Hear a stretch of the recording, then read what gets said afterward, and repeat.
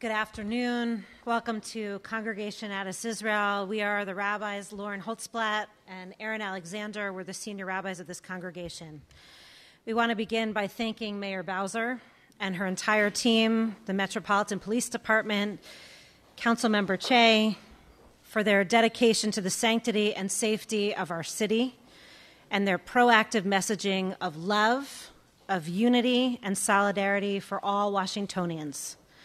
Anyone who holds a position of political power has an obligation to do nothing less. We also want to give a special welcome to the press. Your public service in pursuit of truth and transparency affirms that a free, safe, and empowered press remains a backbone of our great democracy.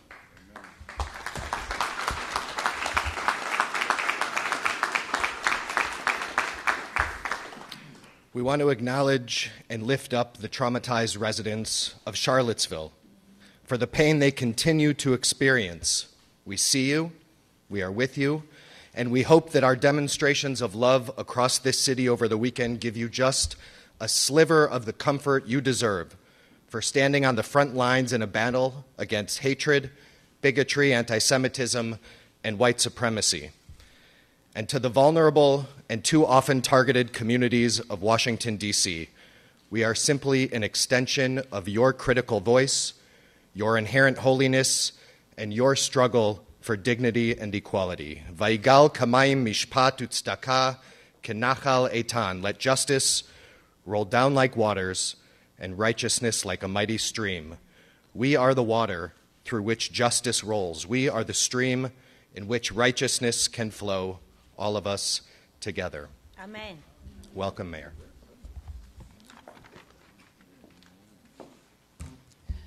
Thank you, Rabbis Alexander and Holtzblatt, and I want to thank all the congregants of Addis Israel for making the synagogue available to us today. I'm Mayor Muriel Bowser. I'm the mayor of Washington, D.C. I'm joined by members of the government of the District of Columbia and members of the Mayor's Interfaith Council, and I want to thank them for their leadership. We are also joined by our regional partners whom you will hear from later, and you will hear directly from the Chief of Police, as well as the Director of Homeland Security for the District of Columbia, as well as the Chief of the United States Park Police. I don't have to tell any of you that in the nation's capital, we welcome millions of visitors each and every year. They come to visit our neighborhoods, to see our monuments and memorials, and they come to experience the nation's capital. Very, very few of our visitors share the views that will be expressed in Lafayette Park on Sunday. On Sunday, we know that we have people coming to our city for the sole purpose of spewing hate. 1 year after the tragedy that took place in Charlottesville, many of us still feel the anger and sadness at what we saw in our country. We remember seeing burning tiki torches. We remember Heather Heyer. It didn't make sense last year, and it doesn't make sense now. We, the people of Washington, D.C., say unequivocally that we denounce hate, we denounce anti-Semitism, and we denounce the rhetoric that we expect to hear this Sunday. Whether they are spewing hatred and racism online on the nation's capital, let us speak in one voice and tell them that they are wrong. The only right message, and the message that I hope that we will carry jointly as Washingtonians, is love, inclusion, and diversity. This weekend and every day moving forward, we will ensure that the world knows who we are. They will know DC values, and they will know that we stand up and speak up to protect our neighbors. We are also, and we feel very fortunate as a city and a city government to support our special place as the nation's capital. So prior to this media avail, we in government and community and faith came together to discuss this weekend's events and the city's preparation.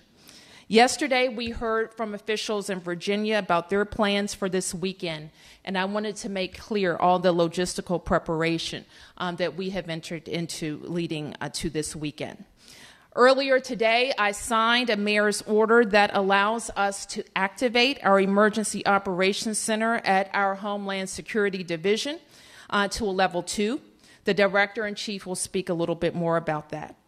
But put simply, it means that I'm making available every resource, public safety, traffic and management, and public works to ensure that we have safe events. While we are opposed adamantly to the message that we will hear today, we know what our responsibility is to protect First Amendment events, to protect Washingtonians, and to protect our city, and we will do just that. Right now, I want to bring up the Chief of Police, who will, as I mentioned, speak about those logistics. Let me also mention that we have been joined by our Fire and EMS Chief, Gregory Dean, our Homeland Security Chief, Christopher Rodriguez, the Director of our Office on Human Rights, Monica Palacio, Reverend Thomas Bowen from our Office of Religious Affairs, and Rashad Young, the City Administrator for the District of Columbia. Chief. I'm sorry, Chief, before you speak, I would like to recognize our Congresswoman, Eleanor Holmes Norton, who has been working with us hand in hand to prepare for this weekend's event.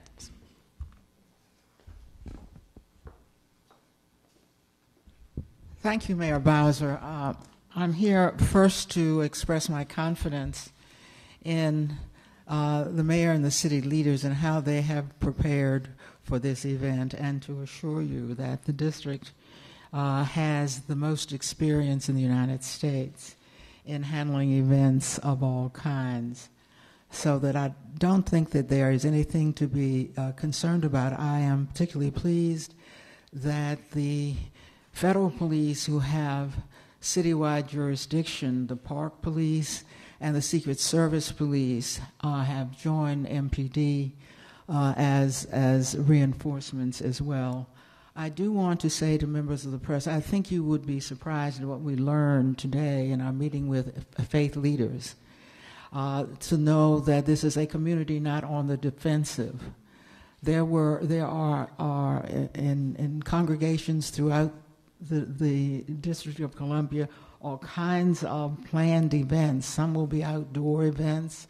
Some events will be inside, but it looks as though nobody was waiting to see what they had to say. In fact, affirmative messages will be going out beginning today, and you hear some of them here already. I do want to thank the Washington Hebrew congregation because with my colleague Jamie Raskin, Representative Jamie Raskin of Maryland, we are having a community-wide event where we will have a keynote speaker, Reverend Barber. Reverend William Barber will be the featured keynote speaker, but there will be a panel. And the panel is entitled Developing Effective Responses to Eliminate Hate. And here you will hear from people who know how to handle hate, how to be affirmative, how to be proactive. And what you're going to see this entire weekend is a proactive, not response, but initiation on the part of the District of Columbia and the surrounding community.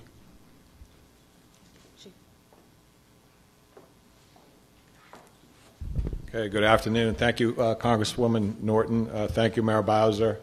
Thank you, co-rabbis Alexander and Holtzblatt, and your congregation for hosting us here today.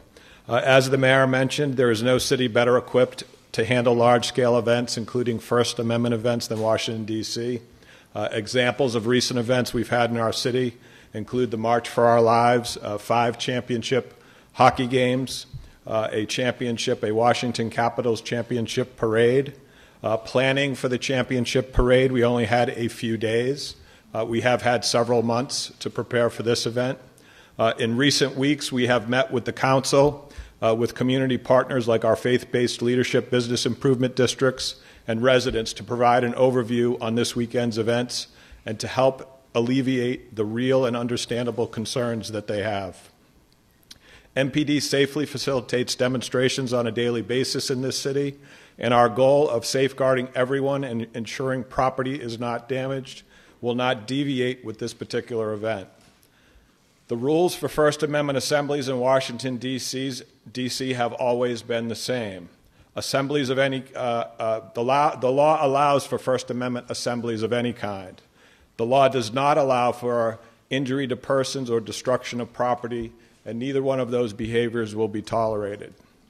As a reminder, district law prohibits carrying a firearm without a carry license by the Metropolitan Police Department in the District of Columbia, or carrying even licensed firearms on any public transportation, including metro trains, buses, and stations in the D.C. circulator. This Sunday, carrying guns will also be prohibited in and around the demonstration areas. So in other words, on Sunday, carrying a firearm without a carry permit in and around these events will be illegal, and if you are found in possession of a firearm, you will be subject to arrest.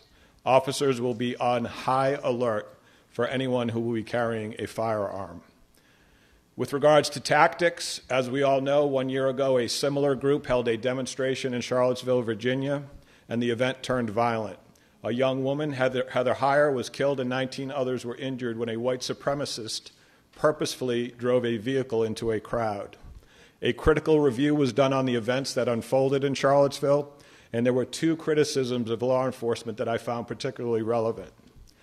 They were criticized for failing to coordinate local and state resources and failing to keep the 2 groups separate. Because we've had months to plan and because this is something we do in Washington, D.C. on a regular basis, I can assure you that the planning and coordination amongst MPD and our local and federal partners has been seamless. This planning and coordination includes planning and coordination with our partners in Virginia. The U.S. Park Police, U.S. Secret Service, the Metro Police, the Fairfax County Police, the Arlington Police, and the Virginia State Police have been involved in all of the planning and coordination. With regards to separation, law enforcement's goal during the entire operational period will be to keep the 2 groups separated.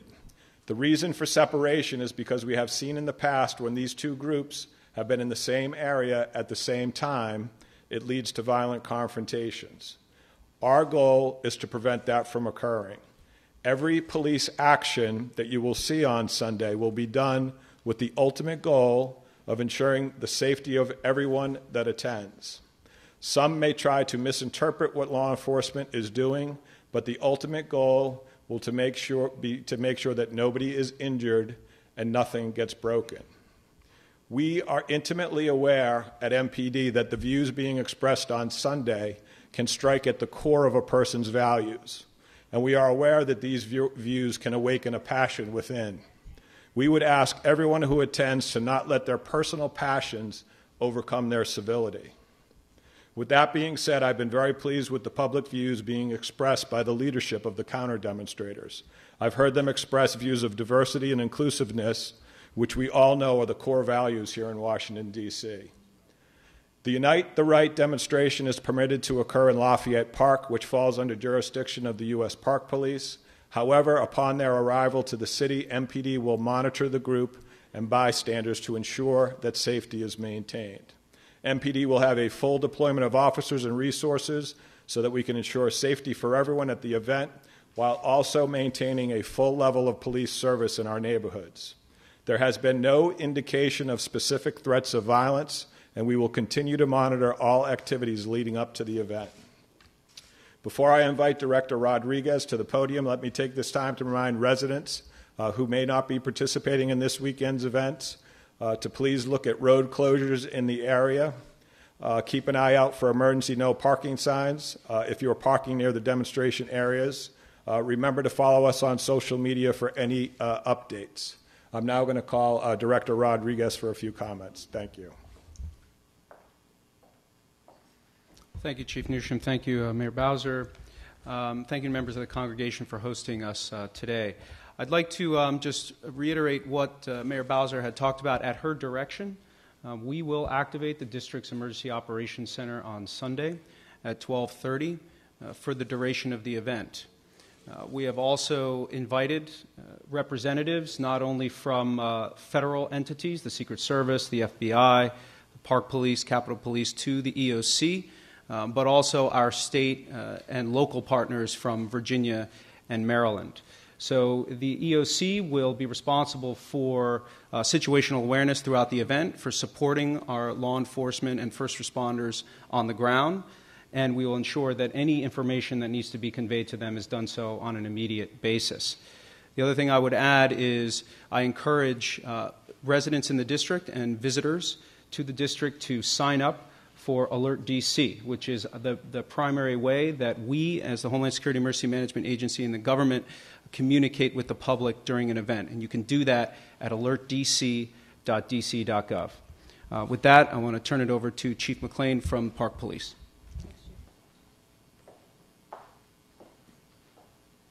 Mayor, Congresswoman, my colleagues in the NCR, we plan and prepare for events such as this, it seems like more routinely. And the amazing dedicated workforce that we have standing and being represented behind us are the true heroes that proactively engage with organizers, engage with the NCR partners to make sure, bottom line and paramountly, that visitors to these events are safe. We institute complex integrated security plans that are based on a tiered approach to presence, engagement, awareness of rules and regulations, but also the preparedness that you would see the potential for a violent confrontation. I personally am confident in this robust security plan, in this NCR partnership, and as we plan for the worst case scenarios, it's with the focus being paramount that the outcome is the best possibly it could. So the confidence that we have in the security plan with our partners standing behind us is such that this event on Sunday will be that which allows the First Amendment to occur. Because our beat, our daily responsibilities on the National Mall is our nation's civic stage. And our officers are those guardians of democracy with the focus on making sure that everybody is safe at the end of the day. Thank you. I also want to acknowledge that we've been joined by the council member for Ward 3 who participated with us in Faith Leaders and a conversation this morning, and she, of course, is very focused with all of us on making sure we're safe this weekend. Thank you, Councilmember Che. And we can take a few questions. Let me ask the Chief to join me at the podium. Chief Newsham, can you give us some specifics of the route Unite the Right 2 protesters will take from Foggy Bottom Metro to Lafayette Square, and what that route will look like as far as your police officers, whether you'll escort them or be blocking those roads with buses, or you could give us some specifics there, please. Okay, that's Mark Seagraves from NBC4. Just please announce yourself, and I'll call on you. Okay, a specific route has purposely not been advertised. If you go to the white supremacist website, you will see that there's an indication that they will be arriving by way of Foggy Bottom Metro and making their way over to Lafayette Park. That is the area of the city where we will have sufficient police resources to be able to assist with whatever route they choose to take. I think there's a strong likelihood that route could change all the way up onto Sunday based on what's occurring on that day. Does that answer your whole question? Well, I guess it does. Do you know, will they cross the plaza of Pennsylvania Avenue that is closed between the White House and Lafayette Square? That all remains to be seen. So I would be speculating at this point. Paul Wagner with Fox 5. Will there be counter-demonstrators allowed inside Lafayette Park? Is there a permit in there for the counter-demonstrators? I asked someone from the National Park Service who's going to talk about permits. I'm Jenny Anselmo-Sarles, spokesperson with the National Park Service. We have received a total of 5 applications for associated First Amendment demonstrations on Sunday. One of those has been withdrawn. We have issued 3 applications at this time. One we issued late yesterday. We issued a permit to Mr. Kessler for Lafayette Park on Sunday, August 12th. That permit was issued late this morning.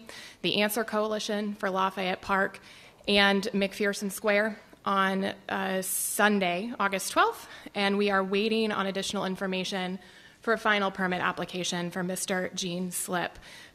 So there will be shared use of Lafayette Park. Law enforcement partners have extensive plans on positions of those groups, and I don't know if either chiefs want to speak to that. So that's what Chief Newsham is saying, is that you're going to, the main goal here is to keep them separated. You're going to have to keep these counter-protesters and the Unite the Right separated within Lafayette Park.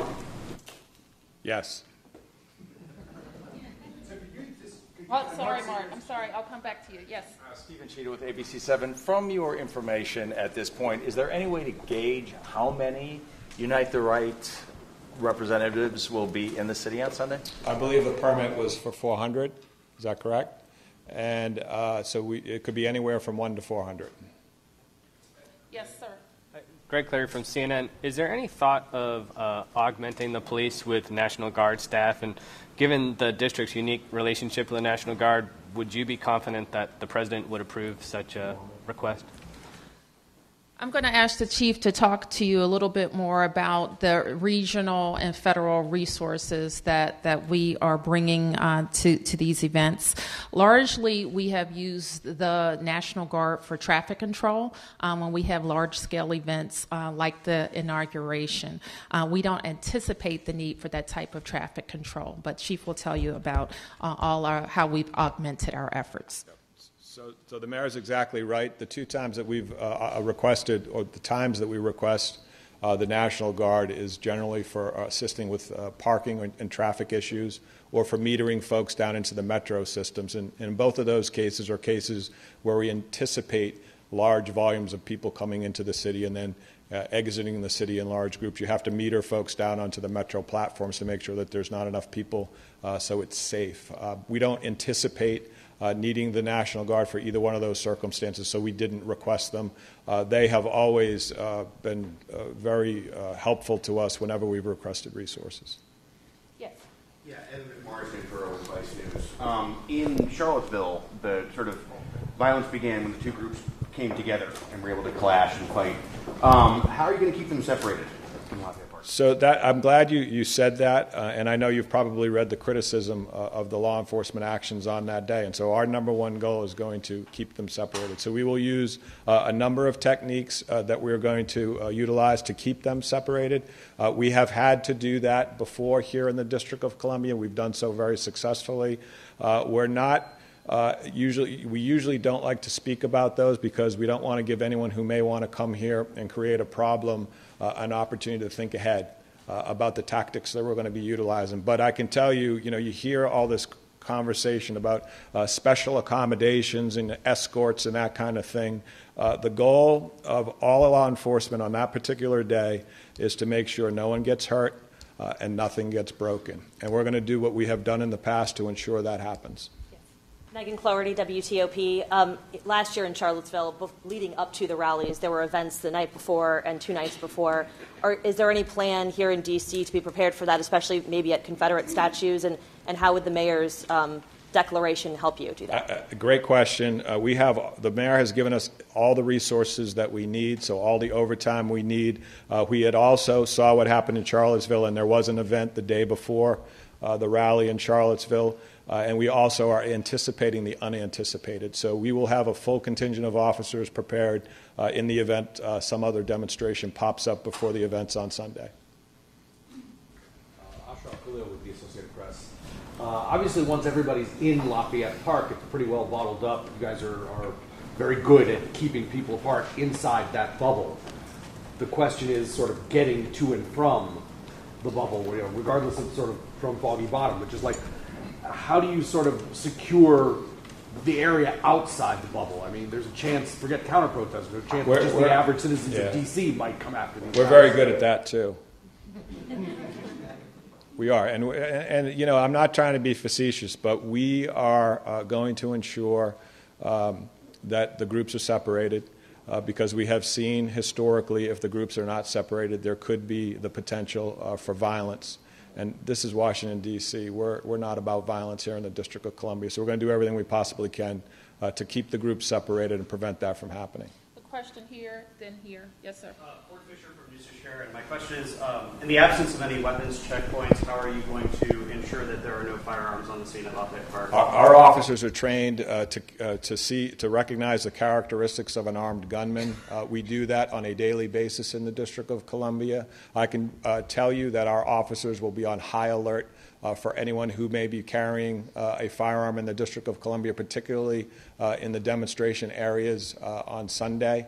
And if you come to Washington, D.C. With an illegal firearm, I can tell you that we have a police department that's very adept at getting those illegal firearms out of our community. Yes, ma'am. As far as other weapons, I know other events you tell people not to bring umbrellas or, certain other objects that could be used as weapons. Are you telling protesters not to do certain things? So do you want to talk about the park, the restrictions in the park? Okay. So in addition to firearms and other illegal weapons in Washington, D.C., we also know, being in law enforcement, that anything can be used as a weapon. So our officers are adept and trained and prepared to identify an umbrella, a metal pipe, anything that you could think of, a shod foot, the fists that people use to conduct violent acts with. So our officers will use their discretion, their flexibility, and their scalability from the visual presence of a routine police officer to those teams that will need to be utilized if the event becomes violent. Even like a tiki torch could be a weapon, correct? That's correct. Things that are not otherwise prohibited could become weapons in of themselves with a display or with the intent to use it as a weapon. Do you have a permit for a gun? No guns, or what about guns that if you have a permit? The law provides that we can restrict areas for certain events in the city, and so we will be restricting even folks who have a carry permit from carrying firearms on Sunday. So I want that to be absolutely clear. Even if you have a permit to carry a firearm in the District of Columbia, on Sunday you will not be able to carry that firearm in any of the areas that have been identified. Hold on 1 second. Mark, you were next. Can we ask about the parameters on Lafayette Square? We know from the counter-protesters permit, they'll be entering on the east side of the square. Do you know how that will be cordoned off for protesters, counter-protesters, and is there a separate corral for press or whoever can answer that? So whenever you have multiple groups coming to Washington, D.C. to demonstrate, the answer to your question is fluid. So I can't give you an answer until the day of the events, and we will adjust accordingly. That's what we do with our plan. We consider every eventuality, and we have a counter move for every move that any group could make to make sure, and the ultimate goal, and I said it over and over again, is to make sure that everybody can participate in this event safely. Let me also add, because there's been a lot said about Unite the Right, and the people behind me represent Unite the Love. And they have spoken this morning and in the days and weeks leading up to these events about how to amplify the speech that we support, love, inclusiveness, and diversity. And so my office will be issuing a number of events that have been planned that are leading up to this weekend. Congregations around the district, for example, are opening up their doors.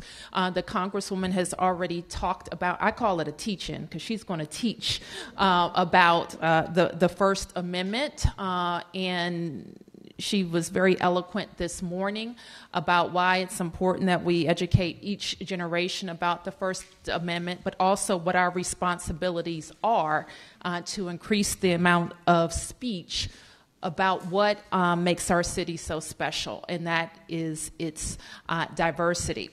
So we will, and we want all of our residents, not just in D.C., but around this whole region, we know our region could be impacted, to think about ways that they can support events that amplify what we are about as a city. The council member was also eloquent in saying, what if nobody even bothered to pay attention to this nonsense that we will hear spewed at Lafayette Park, but instead stayed in their own communities and talked about how we can live better together. Any other questions? Yes, Mark. Is there anyone up there, perhaps from Fairfax, who can tell us anything about Metro? Metro is conspicuously absent from this press conference, and there's been a lot of talk about how they're going to get from Vienna to Foggy Bottom, which I know is in Virginia. But can someone tell us what the plans are for Metro? Sure. Let me ask the chief, Chief Newsham, and of course we are joined by our chief from Fairfax County, and we're delighted to have you with us to talk a little bit more about what we know about that plan. Yeah, and so I will say that, and I said a little bit earlier, the plan that we see now from the organizers of this event are to get on the Metro in Vienna and to come into Foggy Bottom. And I think we've all heard that publicly. And so we will be prepared for that, but we will also be prepared in the event that changes. And I think there is a strong likelihood that route will change. So to stand up right here, right now, and suggest publicly that we know exactly the route of travel into the city, I think would be a little disingenuous. And I really don't think we will know for sure until the day of the event. Ed, did you want to add something to that? Sure. As the mayor articulated and as the chiefs articulated, we are working together to have one unified plan to keep this region safe. Number one is the safety of all our community, and then to allow First Amendment rights to be exercised. Vienna Metro is a spot that Fairfax County Police, along with the Metro Transit Police, will have a large presence at. And our goal is to allow ridership to happen in a safe environment, and we are prepared and very flexible to deal with increased ridership, and all the safety issues that were articulated today are the same plan in Fairfax County. Do you plan to keep the groups segregated on the Metro platforms or in the Metro cars? Do you know if there's any talk of that, how that would be done? I mean, keeping them separate seems to be a theme here. My goal is safety of all riders. I don't know what one group will look like or what another group looks like. It's a safe environment that we want to enhance and allow everybody to get on the Metro to use as a consumer and get to D.C. in a peaceful manner. And our goal is to prevent physical violence or harm to property. And that's the primary mission of our police department in Fairfax. Will Fairfax have officers on the platforms and in the cars? The Metro Transit Police are in charge of the platform. The Fairfax County Police Department will be present at the Vienna Metro throughout this entire event. Thank you, Chief. And let me take responsibility for anybody who's not here and our communication about that. So that's on us. Yes. Did you have a question? Okay. Yep. Chief, everybody, I'm sure, hopes that no arrests will have to be made. But in case something happens where they are, could you respond about plans by police to avoid some of these situations that people have complained about in the past, that those who are just bystanders sometimes get scooped up into the arrests when a large number of people have to be arrested? Well, our hope is, before turning to the chief, is that everybody follows the law and follows it is very careful about following the law. As you have heard everybody say, we want people to be able to exercise their rights, whether we agree with them or not, whether they're so-called unite the right or counter-protest, and that's important. We want to dissuade anybody from purposely coming to our city to destroy our city. So if you're coming with weapons, things that are used to break windows and the like, which we have seen, don't do it. And so that we want to send that very clear message. We also want to be very clear that this chief and our city is committed to constitutional policing, and we want everybody to be safe. Chief. Yeah, I just echo what you said, Mayor. The rules are pretty simple. Don't hurt anyone and don't break anything, and if you do, the police will have to take action, and we'll do that in the best way we can, so we hold the people that get the people who are actually responsible for doing those things. The mayor mentioned community events that are hopefully going to be going on as well, but as far as anticipating the numbers, we know what the permits are and what the numbers are. Do you expect more people coming in, counter-protesters, than are permitted to come in? And from a Park Police standpoint, what happens then? How many people over the permitted number, then what do you do? So we use a predictive analysis, so we follow social media. We look at the permits that have been granted. There are usually estimates, as you know, on the permits. Sometimes they could be larger, sometimes they could be smaller. So we'll see how it goes. I can tell you from what we've seen to this point, with regards to intelligence, it appears that we will have manageable numbers. They won't be numbers greater than we've seen in the city on multiple occasions. Can we get a clarification from the Park Service as to the numbers on the permits for the counter-protesters? So I don't have the specific numbers, and I will defer to Jenny after I answer. But to follow up on what Chief Newsham said, this city, this region encounters First Amendment activities routinely, big and small. If there's a large event where a park or an area can't accept the amount of visitors that we see, we also have contingency plans for other areas where other First Amendment groups may exercise their First Amendment as well. So like overflow areas? Correct. We'll take a few more questions. Yeah. In terms of permit numbers, permits were being issued as I was on my way here, so I don't have the latest numbers in the permits, but check the FOIA reading room on the National Park Service website under President's Park. That will have the issued permits with the numbers in those permits that were asked for. Okay. Go back through the permits, just what's been issued and what was withdrawn. You had Answer Coalition, Kessler, of course. The first permit we issued was late yesterday. It was for the DC United Against Hate, also referred to on the permit as the Metro DC Democratic Socialists of America. That permit is for Freedom Plaza on Sunday, August 12th. They will join the Answer Coalition in Lafayette Park. The Answer Coalition's permit was issued this morning for August 12th in Lafayette Park and McPherson Square. We issued a permit to Mr. Kessler in Lafayette Park for Sunday, August 12th. And we have a pending application from Mr. Gene Slip for Lafayette Park on August 12th. We are waiting on additional information prior to being able to issue the final permit request we've received. Okay, last few. One? Yeah, I guess. Two? My question is, we have like the sort of full knowledge of this region talking to us today. People who live here are nervous about this weekend. Should they be? I'm going to answer your question just based on a conversation I had yesterday. I have a 96-year-old constituent from North Carolina, and she grew up in Norfolk, Virginia, and she's been living in Washington, D.C. since 1946. And she looked at me and she said, they've never come to Washington. And that, to me, represented the type of anxiety that many people feel, that see Washington as a refuge from that type of hate, anti-Semitism, tiki torch burning, and the like. And they don't want to see it here. They also recognize that we are the nation's capital, where all sorts of speech and demonstration has happened, and they want to make sure that that type of speech and hate rhetoric doesn't change us. Yes.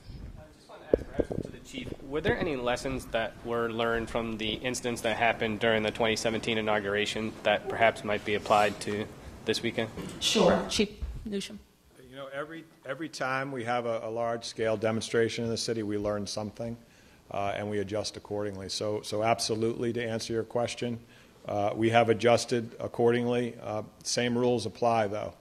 If you come here with the intent of hurting somebody or breaking something, we're going to place you under arrest. And that'll always be the case here in the district. If you come here and you have a mind, which is one of our DC values, which is of peace and unity and diversity, and you're coming here to protest, whatever that may be, please come. Enjoy yourself. Thank you, everyone. Thank you.